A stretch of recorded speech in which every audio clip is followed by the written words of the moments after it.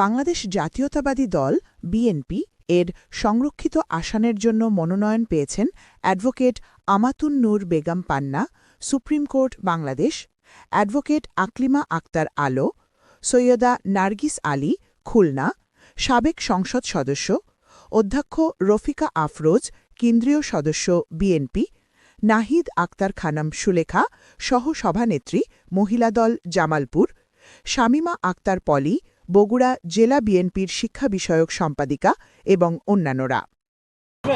আপনি আজকে মনোনয়ন নিলেন, আসলে কোন জায়গা থেকে সাংগঠনিক আসন থেকে নিলেন? ভাই আপনার আমি সুপ্রিম কোর্টের এক্স প্রেসিডেন্ট আমাতুন নূর বেগম পান্না। আমি 6 বার সুপ্রিম কোর্টে নির্বাচিত এবং আমাদের বিএনপি বিভিন্ন যারা হামলার শিকার হয়েছে তাদের মামলা করেছি। আমি শেখ হাসিনার যে একটা রায় হয়েছে মামলা, সেই মামলাটাও আমি করেছি। আমি অ্যাডভোকেট আকলিমা আক্তার আলো। আমি ঢাকা হাইকোর্ট জজ কোর্টে 26 বছর ধরে প্র্যাকটিস করি। আমি ঢাকা 7 থেকে মনোনয়ন চাচ্ছি। এখন সংরক্ষিত আসনে তো মনে করেন যে বিএনপি জোট থেকে পাবে 36টা আসন। এখন এর জন্য তো মনোনয়ন হয়তো অ্যারাউন্ড 1000 বিক্রি হয়ে গেছে।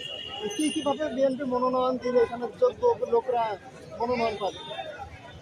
আমি একটা কথাই বলবো এবং দীর্ঘদিন যাবৎ অ্যাডভোকেট হিসেবে বলে আসছি, টেকি, সৎ এবং মাঠের কর্মীকে যারা 37 বছর মাঠে আছে, 17 বছর মাঠে আছে, আমরা 17 দুগুণে 36 বছর ধরে মাঠে আছি এবং তাদেরকে যদি মনোনয়ন দেয় এবং শিক্ষিত ভদ্র দেখে যদি দেন, তাহলে অবশ্যই বাংলাদেশে আরও উন্নয়ন হবে এবং যেই উন্নয়ন এখন হচ্ছে।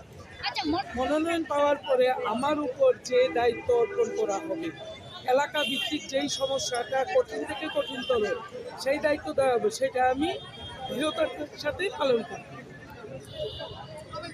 শামীমা আক্তার বলেন, বগুড়া জেলা বিএনপি শিক্ষা বিষয়ক সম্পাদিকা, বগুড়া জেলা মহিলা দলের সিনিয়র সভাপতি।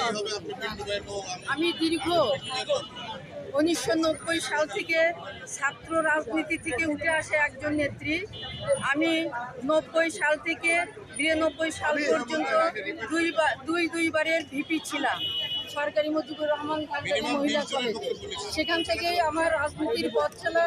এই দীর্ঘ সময় পার করে একটি সুদিনের অপেক্ষায় আমরা ছিলাম। ইনশাল্লাহ আল্লাহ সেটা কবুল করেছেন, আমরা বিএনপিকে ক্ষমতায় বসাতে পেরেছেন এবং দীর্ঘদিন যে আমরা রাজপথে লড়াই সংগ্রাম করেছি তারই সেই প্রত্যাশা নিয়ে আজকে মনোনয়নপত্র সংগ্রহ করেছি।